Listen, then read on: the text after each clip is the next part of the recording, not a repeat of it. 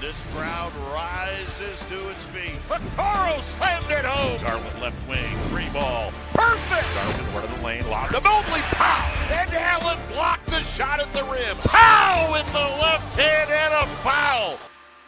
Welcome to the Chase Down Podcast, part of the Cavs Media family. I'm your host, Justin Rowan. The Chase Down is presented by Fubo, the official streaming partner of the Cavs. Watch over 350 channels of live sports and TV, including Bally Sports Ohio, without cable. There's no cost and no commitment. Try for free at FuboTV.com/Cavs. The Cleveland Cavaliers avoided having a hangover after their Paris trip and extended their winning streak to 5 with a let's call it a dominant win over the Chicago Bulls. A little bit of a rough stretch in the third quarter, let the Bulls back in the game and took a 1-point lead, but still managed to rally and cruise to an 18-point win. Joining me today to discuss it is my co-host, Carter Rodriguez. Carter, how you doing, buddy? I'm doing good. Really enjoying Cavs basketball. Really enjoying rooting for a team that shows up and plays really, really well, in a spot where I think they could have been forgiven for not doing so, This is a trappy trap game if I've ever seen one. They go to Paris, they win, they're having fun, special experience. You get home, you got to get all your affairs in order. You got Milwaukee coming to town on Wednesday. I think, I had this game circled as a big trap game, where I kind of thought the Cavs, I could forgive them for coming out flat. They didn't do that. They scored 40 points in the first quarter and, blew the doors off the Bulls and ended the fourth doing pretty much the same in the complete opposite way. They win the first quarter 40-21, just getting easy buckets at will, bombing away from three. What fun time. And then you go into the fourth and you just put on the clamps, Justin. Yeah. You clamp them. And the Bulls score 14 points in the fourth quarter. And boy, did it feel like it. They could not get a clean look to save their lives. Held them to a 91 offensive rating and felt like it. So a really, really fun win for the boys. And they took 57 threes, which is a franchise record. And that's a whole lot of threes. That is a ton of threes. And it's funny because I agree. The Cavs clamped down in the fourth quarter, and I thought it was really impressive the way that they responded to the Bulls taking the lead. But when you look at, the run that Chicago made, I felt like there was a lot of times in this game where the Cavs dodged bullets too, right? Like Zach LaVine missing a layup to end the half, and just like a couple shots in close or an open look from Vucevic, who didn't have a great game shooting from three. Like there was quite a few times where I felt like they got some lucky breaks, but it was nice to see them not squander those opportunities that Chicago gave them. And I agree, like this game was definitely a trap game. Chicago had been playing good basketball. Even though the Cavs have had some time off, you always have kind of that balance of rest versus rust. And I thought you saw rust at times. Like to start the game, there was a few careless turnovers, miscommunications on where guys needed to be. I thought they got away from their offense in the third quarter. It wasn't just a matter of, hey, we're generating good looks and they're not going down. I just didn't like kind of the shot diet and the way that they were generating those shots in the third quarter. But to have the mental toughness to not get rattled by giving up that lead, by giving Chicago their first lead of the game, and to come out and get the lead up to 10, then you have the clear path foul, lead goes back down to 5, easily could have been buckle up for a tight finish stretch right there. But instead, they responded again, and they generated better looks, took it to the basket. The threes that they got were coming off of, rim pressure and driving to the lane. And Jared Allen was just phenomenal throughout this night as well. We can talk about, the decision making and how it improved down the stretch. But I think one of the biggest differences was when Jared Allen checked back in, it opened up things for everybody else just because of the gravity that he has and his ability as a screener and as a playmaker in those dribble handoffs. Yeah, I think he had 3 or 4 screen assists tonight. But yeah, I mean, just that gravitational pull, he kind of sucks everyone in because you can't give him the step towards the rim. He only had 5 shot attempts tonight, but still yet another double for him. Another 5 offensive rebounds for him. And really were the kind of backbreaker possessions. I think the Cavs had like 24, 26 second chance points or something like that. I think they mentioned it on the broadcast. You know what's interesting about the shot diet is I do think for the most part they were still okay shots. Like I don't think that the process was so bad. I think there is some screwing around that definitely happened. Don't get me wrong, but also like I do think it's probably an interesting lesson for the team as they enter this bombs away era, which is like I did see since them kind of looking for the home run ball a little bit. Like they wanted to to cavalanche the Bulls on the offensive end. They wanted just to keep them raining, and you know they got a lot of clean looks. I mean, Max Strus went 0 of 6 on pretty much all open threes. Ice was 1 of 6. At one point, Dean was 1 of 7. He made his last 3, which makes the overall number look a lot better. Yeah, and same thing happened for Karras too. Yeah, so like, sure, I do think there was a little bit of screwing around, but like I think it's probably a good reminder that if you are going to be a team that shoots this much, like figuring out how to toe the line between getting rim pressure to generate those looks and like not having it be your first option every time when there's a lid on the basket, which there was in the third. Like they were pretty reliant on the 3. I don't think that their process was horrific, but like there were some times where it was like, hey guys, how about we try something else for a little bit because these shots aren't going in. I don't know if I completely agree. Like I think in the third, when Chicago was making that stretch, I felt like there was a lot of handoffs and just kind of side to side horizontal action outside of the 3-point line. Whereas guys weren't getting clean catch and shoot looks where they're square to the basket, they're balanced, and they're drifting to the side because they're moving off the dribble handoff or whatever the case may be. We don't have the benefit of going back and rewatching it like I do with some of these, but I just didn't love the shot diet in there. Sure. I'm not saying they played great, to be abundantly clear. And what I found was interesting is Karras' decision-making in that stretch, because I thought Karras was fantastic in the first half. I thought he came in off the bench and gave them immediate energy with his length. He had that great alley-oop to Allen. And Karras was big in the fourth, hitting some really timely shots. Really, really timely shots. I think it was him and Dean Wade that hit the biggest shots in the fourth quarter. The third quarter, I had an issue with his decision-making more than anybody else because he was the primary initiator for that stretch of time. Sure.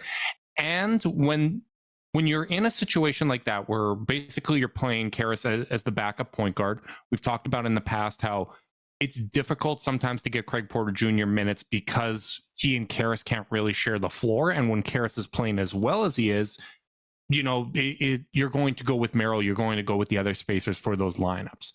But I think that also comes with an understanding of the responsibility in those lineup configurations where Karras needs to be the guy that's getting into the paint and he needs to be the one that's generating that rim pressure, because if he's not doing it, nobody else is. Because when you're in a spot like that and Karras is also floating like Merrill and some of the other guys that he was on the court with in that time, if he's also floating, you want to almost be like, okay, well, this is a spot where maybe they could use Craig. But if Craig hasn't played in the first half, it's really hard to throw him in the third quarter when he hasn't played yet in that game, when Chicago's making a run. That's a tough spot to put him in. So I think when you're going with this backup Karras kind of configuration, he needs to understand that if he's not getting to the rim, nobody else is, and you really kind of embrace that responsibility the same way we want Darius to take more threes and whatnot because of the pressure of the lineup if he's not taking threes. When Karras is out there as the lone ball handler, he needs to be that guy that's getting to the rim. Yeah, I think that's all fair, and like this is part of why historically they've run a backup point guard. Like Karras's playmaking allows you to do that and to get away with it. But there are times where you kind of go like, hey, can we get some organizing principles here? Can we get some rim pressure? And that is something a guy like Craig is really good at. And like, make no bones about it, the Cavs won this game on the defensive end of the ball. They scored 40 points in that first quarter, then they scored 20, 20, and 29. And in a game where they took 57 threes, they took 11 free throws, and they made every single one of them. So they went 100% from the line. They had 28 assists to only 11 turnovers. They still only had a 110 offensive rating, which would be good for 26th in the league. So with all those threes, it was 110. 110. So right. So like there is certainly something to be said for some offensive execution here. But man, I thought they guarded really, really well in this one. I thought everyone took the challenge really, really well. Ice was awesome on Kobe White, who went 5 of 15. Interesting to see, by the way, that Ice seemed to be on Kobe White as much as anyone to start the game. Like he had some Levine shifts. He had some Kobe White shift. He was kind of all over the place, but I thought his perimeter defense was pretty nasty. And again, he's such a helpful player. He goes 1 of 6 from 3, 3 of 12 from the field, 7 points, only 1 assist. It was not his best offensive game, but he's a plus 18 because he was just in a very ISO heavy Bulls offense. Whoever was trying to initiate, he tended to be shutting their water off. Yeah, and there was a stretch in the third quarter where he basically changed the decision making in transition, where he took away a pass and that led to a miss. And then there was another time, I believe it was the next possession, where Allen went out to contest a shot, and Vucevic was going for that offensive rebound, and he just kind of skied over him and ended that possession and kind of stopped the bleeding, because Chicago not getting buckets on those possessions really kind of resulted in the Cavs still having a lead after 3 quarters. I thought his defense was outstanding in this game, and I think the defense overall was really good. I continue to be impressed. I found it really interesting that post-game Jared Allen mentioned that they have installed kind of a new defensive scheme coming into this year. I haven't noticed that one snuck in.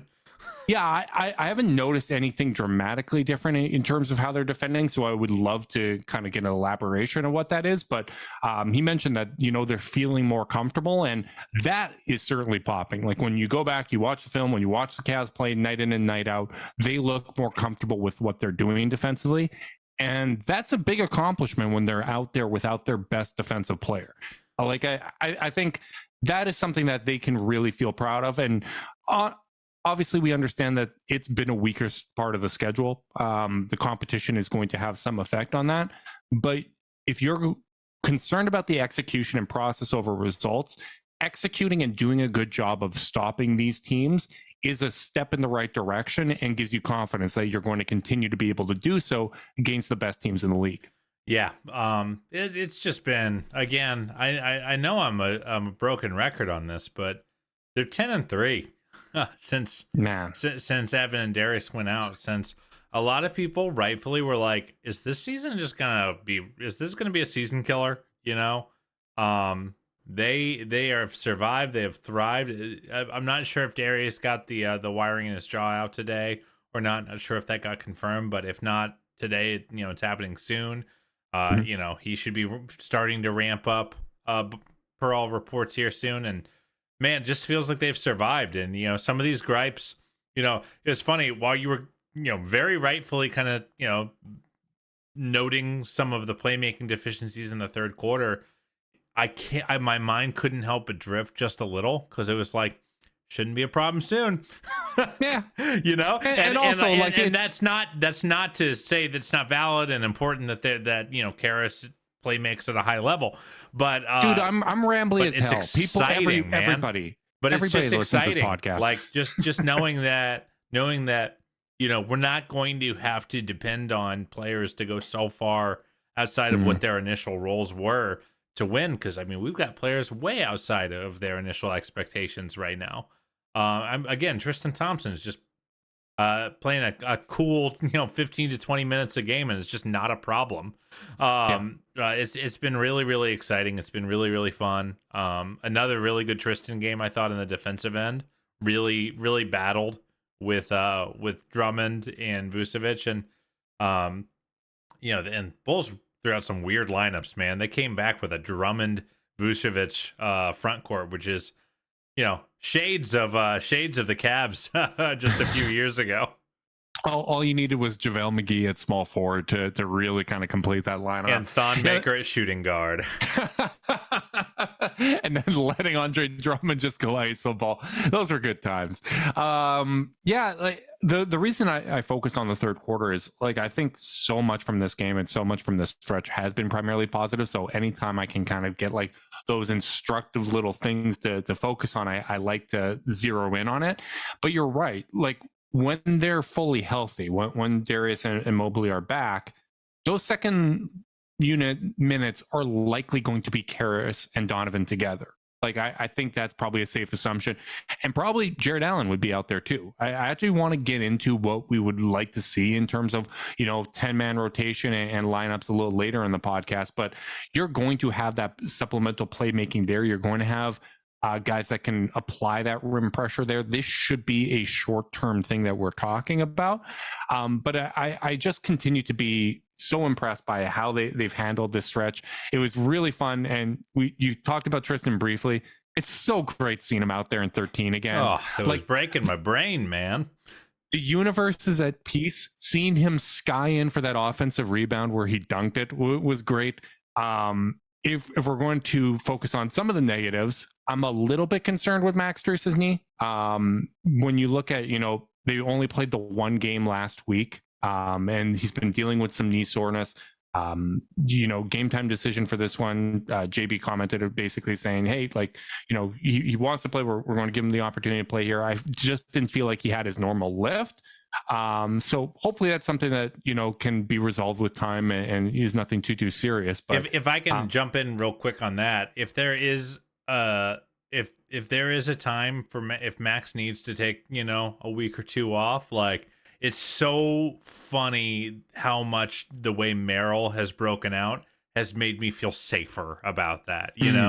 Like, at the beginning of the year, if you told me Strus wasn't going to play, I was like, well, we're probably not going to win, because he's been the plus minus king all year for this team. Continued to be that tonight on a night where he had a really rough go of it. 1 of 8 from the field, 0 of 6 from 3, and plus 19. By the way, thought he moved his feet really well.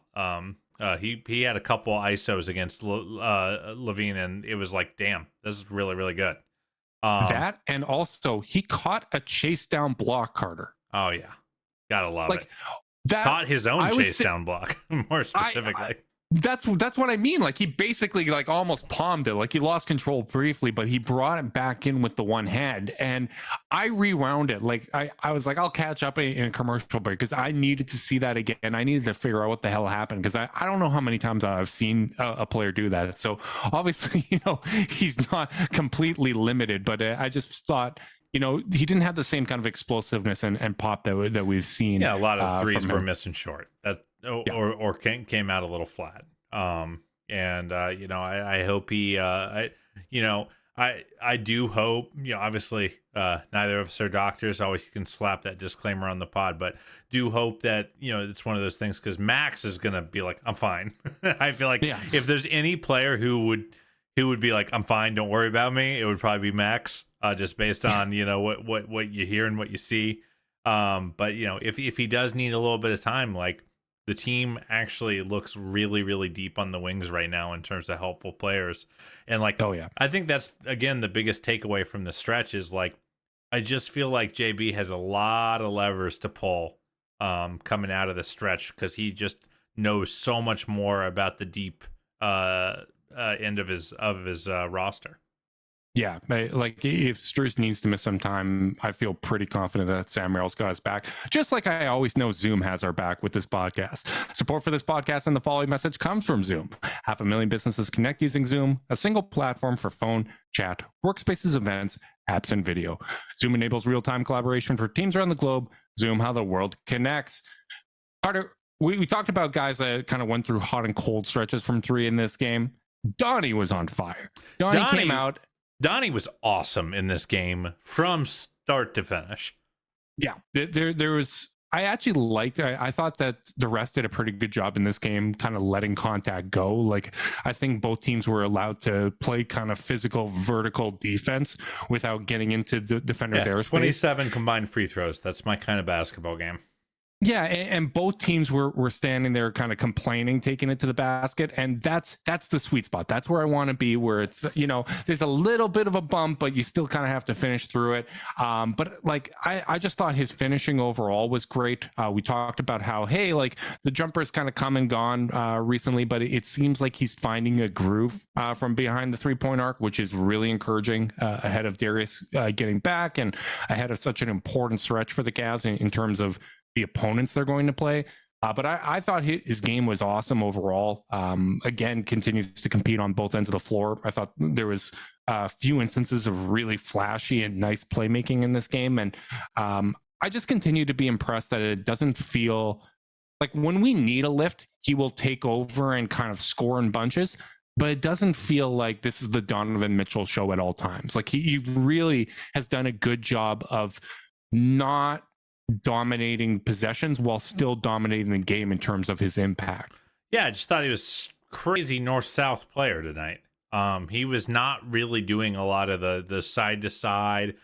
His heavy dribble possessions tended to be, going towards the rim or, doing kind of his patented catch the ball with a running start off a pass just to get that initial burst.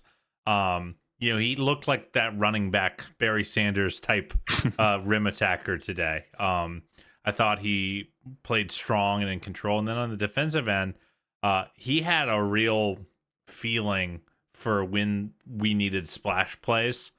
I thought he did a really great job at picking the passing lanes. And like one thing I really appreciate about Donovan on that end of the floor when he is locked in and really paying attention to what the offense is doing is he does not half-ass his cheats.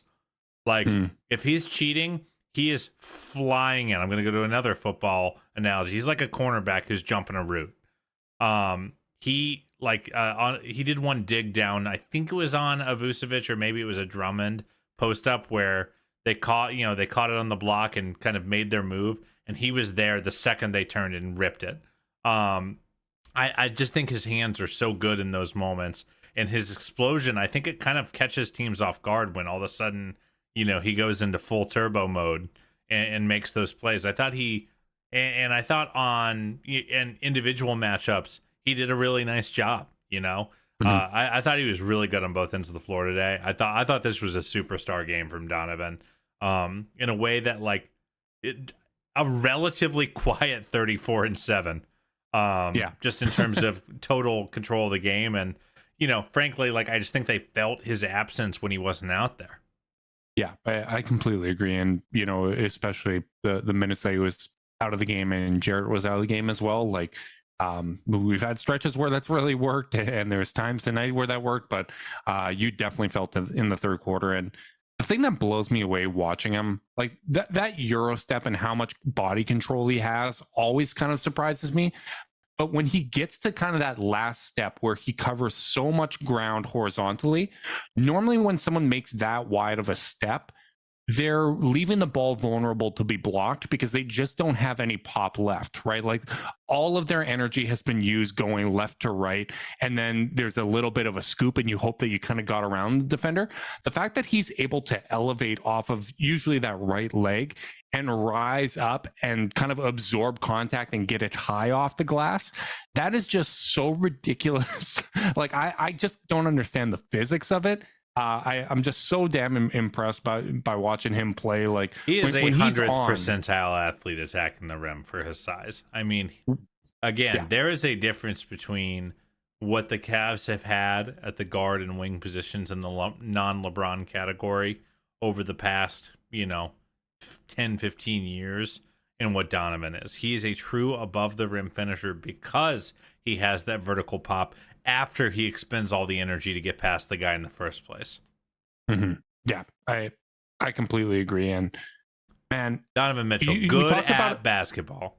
Good at basketball. Breaking news here on the Chase Down Pod. Aggregate us wherever you see fit. Carter, you talked about this a little bit, but while we were waiting to go live here, but Dean Wade hitting 3 threes or 4 threes in this game.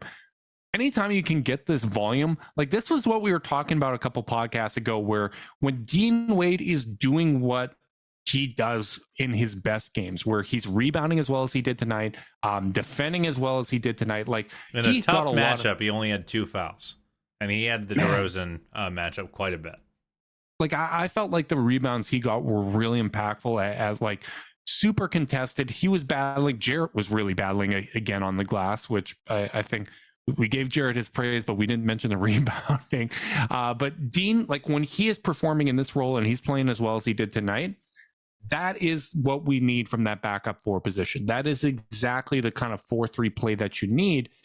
And I like to see that he didn't shoot well to start this game and continued shooting. Like the Dion Waiters quote of I'd rather go 0 for 30 instead of 0 for 9 because 0 for 9 means you stop shooting.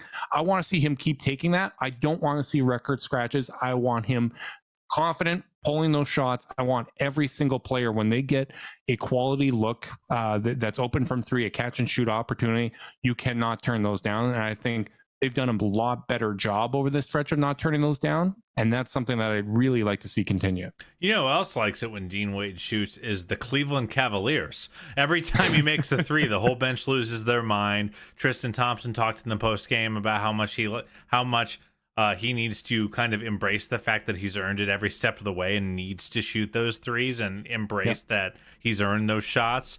Jared Allen talked about how, when Dean is hitting and taking 3s, it's gets the whole team going. And I think he said, like, it's nice to see those going, especially Dean. He's just the kind of guy who you want to see it from, because he really does do all the little stuff, but the little stuff has to be accompanied with enough splash plays on the offensive end to kind of keep the train moving.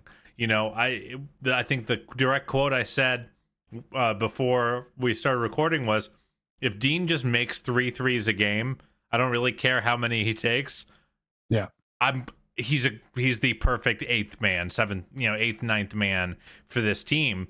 It's just that he hasn't done that. And then you looked it up. What was the record when he's made at least 3 games or 3 threes?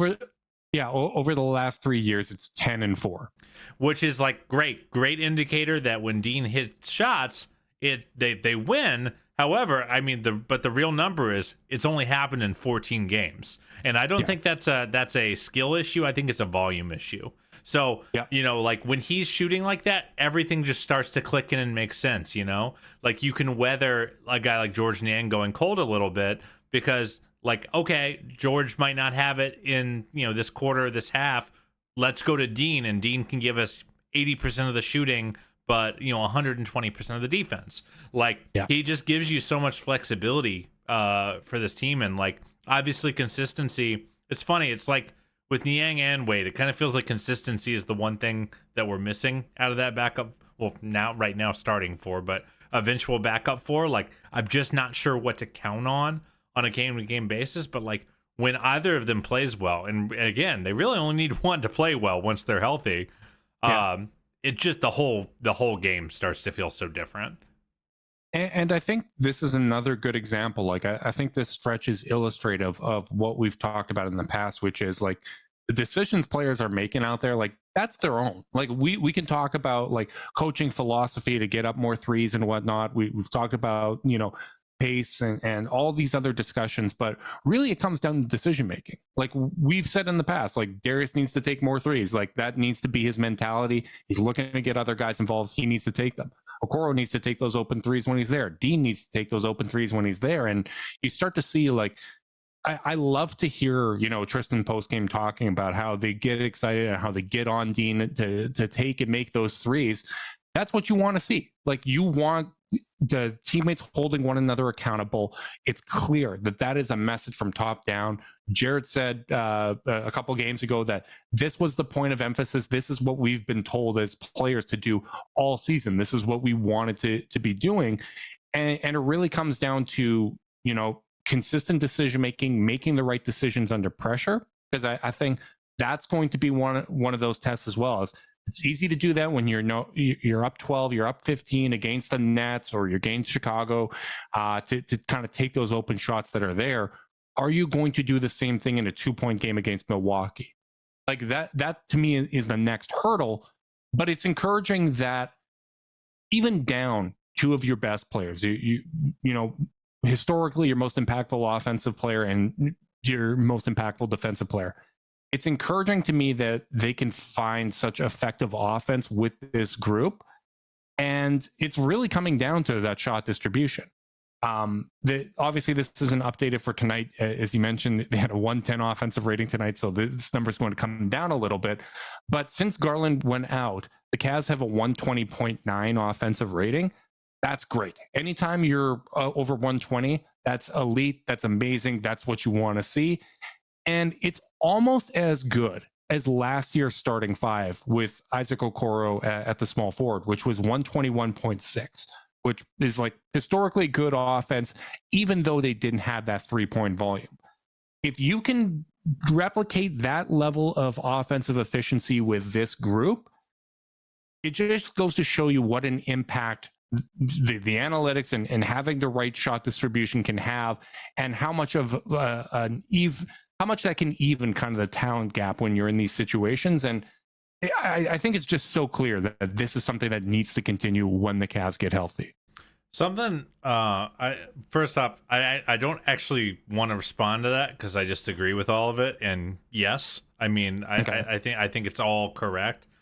Something I do want to call out as well with regards to the fact that they're down two of their three best players is like, I don't want to hear a bad word about Kobe Altman's team building and ability to evaluate NBA talent because you look up and down the league and teams are getting blown out left and right when they're missing their top dogs, when they're missing two of their best three guys. This team is legitimately 9 to 11 deep in NBA players who can help.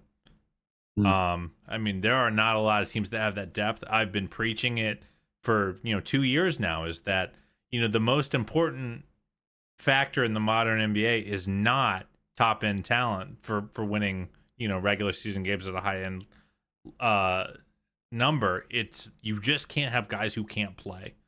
And even the guys who have had rough starts to their year, like they're all guys who can play. They're all guys who can play ball, who can hang, who could play on any team in the league with enough top end talent at the top of the roster, and Donovan and Jarrett, that you can win 10 out of 13 games. It's just really cool to see that they really do have that depth. Like, and that is the difference between a healthy culture with a roster that is well built to play all sorts of different styles, and one that isn't. Again, you look at a team like the Nets, and they have 8-9 rotation players too. They don't have the top end talent. You look at a team like the Lakers, they have the top end talent, but they don't have the depth. The Cavs have both right now, and that's why they're 23-15 and playing as well as they were last year when they were way healthier at this point of the season. Yeah, I mean, they only have one fewer win at this point. Like, that's unbelievable to me. I think it shows growth from this group. Like, even though guys have been out of the lineup, there is an increased level of continuity compared to last season where guys were getting comfortable with one another.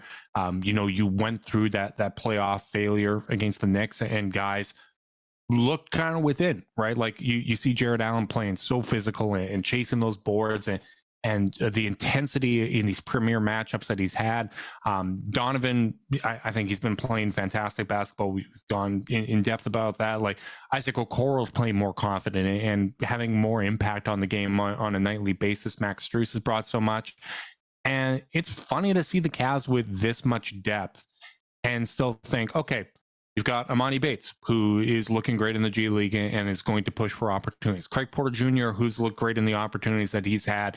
Isaiah Mobley's killing it once again in the G League. Luke Travers looks great in NBL. They're going to have mid-level exception again this summer. They have a first-round pick this year. Like, all of a sudden, you have a really the cupboards don't look quite so empty. That's for damn sure. Right, and so much of that has come down to finding the value in the margins. Like, you managed to add depth in the year where you really only had the mid-level exception and a late second-round pick, and you found an undrafted talent, you found a diamond in the rough in Amani Bates, and maximized the assets and flexibility that you had. And like, I just think it's so encouraging. I think this stretch is going to pay dividends for the relationship between Donovan and Jared as well. Last year, that lineup worked well. It had a +6 net rating, but offensively, it was just over 115. This year, when they're playing together without Garland and Mobley, it's up to 119 in terms of offensive rating. And if you can get, we know the starting lineup works. We know the lineup is great together. It's great on both ends of the court. If you're able to have those separate 5-man groups when you're staggering your 2 bigs and your 2 guards, and you have those clicking, that makes you so damn hard to beat. Because even with them playing poorly and not up to their standards against the Knicks individually, that starting lineup still was a net positive from a net rating standpoint the first 4 games. Game 5, everything kind of fell apart, and that was rough. But even with them playing poorly, it was a net positive. It was those staggering minutes where it fell apart. And I look at this year where Darius hasn't even been playing up to, the level that we expect from him. When him and Evan are playing alone, they have a 121.5 offensive rating and a +21.5 net rating. That is absolutely absurd on both ends of the court.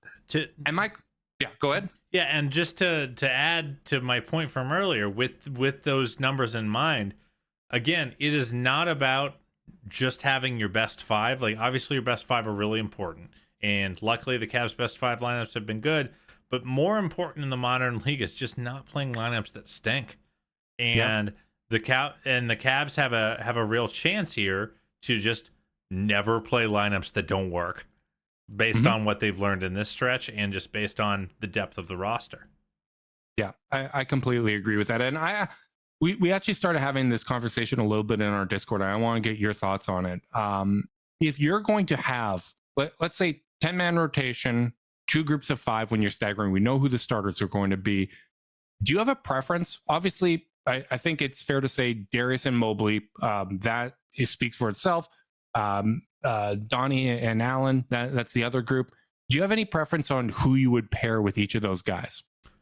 Without any overlapping players, even though we understand in a typical NBA rotation, there's going to be you're not just playing 3 5-man groups for 48 minutes. Yeah, you're going to have those bridge players, but understanding that these are the if you're looking at 3 lineups that are going to play the most minutes, obviously you got your starters. I think I'm going to put Strus with Darius and Evan, because that Strus Evan 2-man game, I really miss it. I feel like Strus has missed it more than we understand and can acknowledge.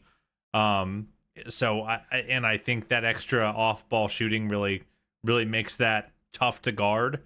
I think I would go Okoro for that elite point of attack defense with that group, and I think I have 1 spot left. Is that correct?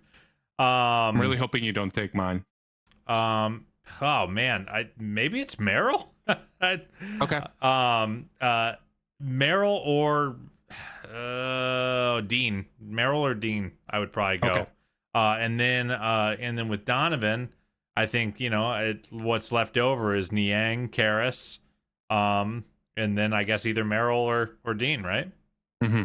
Yeah, you're pretty close to where kind of I landed when I was having this conversation pre-pod. I think I would go Garland, Strus, Okoro, Niang, and Mobley. I think having Okoro and Mobley to kind of sandwich Niang, you're getting like maximum defensive insulation for that lineup. That's fair.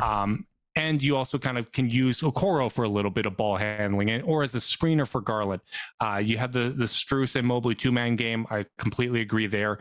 And then that second unit with Donovan with Merrill, Karras out there, because I actually like the chemistry that Donovan and Karras are showing over this time. Dean Wade, because I think if you have Mitchell and Merrill out there, you're going to want to have a little bit more defense than you would have with George Niang out there. So Dean Wade at the 4 and Jared Allen at the 5. So Mitchell, Merrill, LeVert, Wade, Allen, Garland, Strus, Okoro, Niang, and Mobley would probably be how I do it, which, I mean, it's interesting because that's assuming, going 10 deep, 2 functioning lineups. We already know the starters work, but that also doesn't leave any room for Tristan Thompson, doesn't leave room for Craig Porter Jr. and some of the other guys that we've seen over this stretch. Yeah, price you pay when your team's super good and deep. The team is, I think, super good and deep, and as a result, and like the thing about that is about having those guys in the deep benches is really nice because you can break them out in certain matchups. Or, frankly, as a coaching staff, when you need to prove a point, like if you're like, hey, we're getting killed on the glass, or we're not playing tough, like JB can just go give TT a 5-minute stint that messes with the opponent's game plan, sends a message, and then pull him right back out. Here's the only thing I'll say there is it really is hard to play 10 guys. It just is, and I remain skeptical that they'll do it, which means that one of, and this is me guessing here, it means that one of Merrill, Niang, or Wade, probably if they stick to 9, one of those 3 is not going to get to play. Yeah, well, those 3 are going to be fighting. Those 3 would be fighting in practice. Yeah. They would be fighting in shoot-arounds. They'd be fighting with their minutes in the game, and like you want that. You want to have a competitive environment where guys. By the way, you can throw Okoro into that group too. There might be some times where if the other 3 are playing great, Okoro might just get squeezed on certain games. It's competitive, man. I think the difference with Okoro is I think his spot to start the game, like first half rotation, would be solidified. But if game flow starts to dictate, hey, we need a little bit more length here. We need Dean out there to space the floor to help end possessions, or we really need the spacing that Sam Merrill can provide. Like I think that's maybe a lever that you can pull, and that this is really going to be like we're probably another 2-3 weeks away from getting fully healthy here and getting Garland back and getting Mobley back, and hopefully there's no injuries between now and then. But I think this is going to be one of the more interesting stretches for the Cavs when the team does get healthy, because JB is going to have more levers than ever to pull. He's going to have lineups that we now have film on that we know there. It's not just a hypothetical like, hey, you could throw Dylan Windler out there and it's going to add some spacing, or kind of the unknown commodities that were all kind of hypothetical lineups. We have tape of lineups that work and combinations that work, and it's going to be really, really hard decisions. And you can make the right decision on paper and it doesn't pan out. How do you respond to that? How do you keep everybody engaged? Like, this is why he gets paid the big bucks. But I'm just fascinated to see how this stretch plays out, because there really are a lot of levers that he can pull now. Yeah, I mean, and just the Merrill thing, I just don't think it's going away, Justin. He leads the NBA in 3-point attempts per 100 possessions, which, like, go look at his peers. It's like Steph Curry, Tim Hardaway Jr., Buddy Hield, and, like, he's leading all those guys, and in some cases by a lot. He's shooting. The big difference between Merrill and Steph Curry is Merrill wouldn't have lost to the Zombie Grizzlies tonight. That's absolutely true. I believe in Sam's ability to win against anyone at this point. But, 6 attempts, he's averaging about 8 3-point attempts in his 20 minutes a game. He just changes the shape. I kind of made the case on Twitter earlier today that, like, I understand the impulse to say the Cavs are shooting 40, leading the NBA in 3-pointers attempted per 100 possessions in the last 12 games heading into tonight because they're playing one big basketball. I just don't really think that's true. I think you look at a guy like Okoro and Wade who are getting the lion's share of the minutes. Like, oftentimes they might shoot 3 threes combined. And so replacing those two's heavy minutes with more Darius Garland and Evan Mobley, that should be a wash at minimum. So the reality is the vast majority of this is coming from the fact that you're all of a sudden playing a guy who's juicing your numbers this much in half the game. I'm not saying it's all Sam Merrill, but like it's a major part of it. And that kind of variance, as I've noted, like we've been on the please shoot more threes train for a long time. So, like, and I'm not saying I want Merrill to play 30 minutes a game. Like, I think 15 to 20 is actually just right for a guy of his size, skill set, etc., especially given how much he freaking runs. Like, you'd rather him be at 100% while he's out there. But, like, at a certain point, you have to look at the way he changes your offensive possessions and the fact that you're not getting cooked on defense with him out there, and just say, we'll live with it. You're in the rotation until someone makes you not be in the rotation. Here's why I think that the Sam Merrill thing is not going away. Here's the proof. Sam Merrill played 20 minutes tonight. He had 15 points, shot 4 of 6 from 3, and it took us this long to get to it. Like, it felt routine. It didn't feel like this was an outlier performance from Merrill. Everything came in the flow of the game.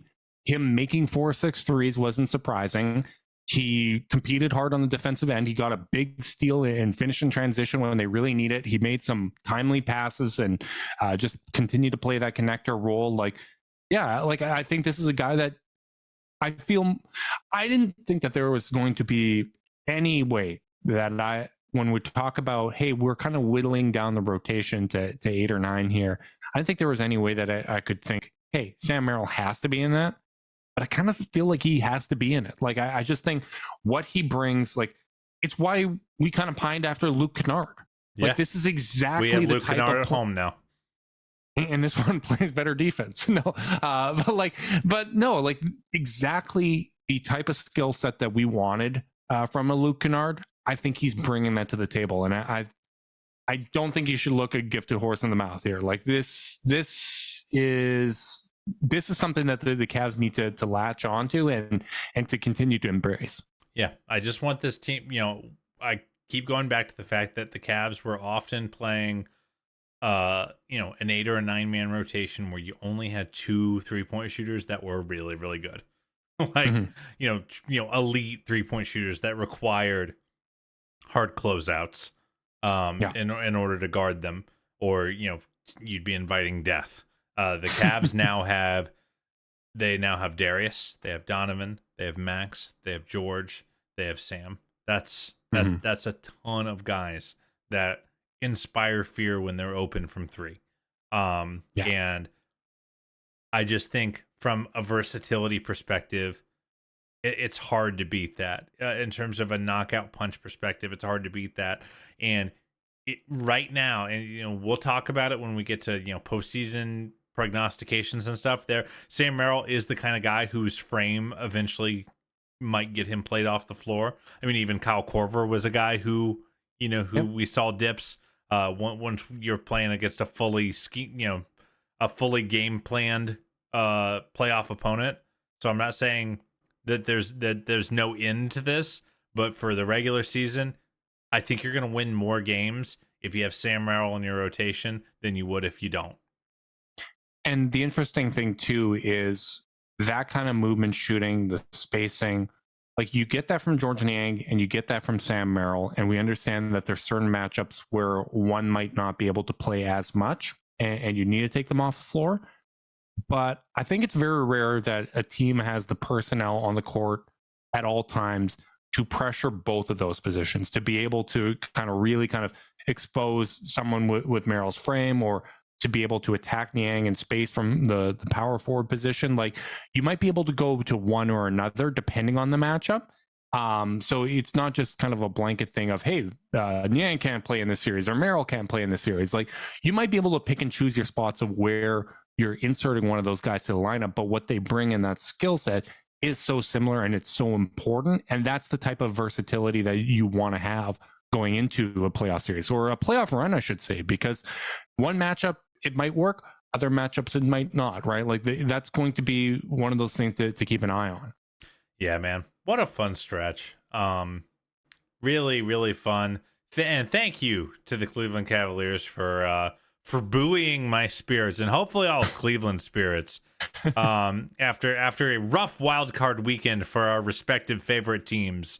So Poor you, man. I know. I was for those that don't know, Carter's a Cowboys fan, and I actually thought about addressing this at the start of the podcast and just kind of sharing the pain. I'm very sorry to all the Browns fans listening. That was a special season. Battled through a lot of adversity, and sucks to see it end that way.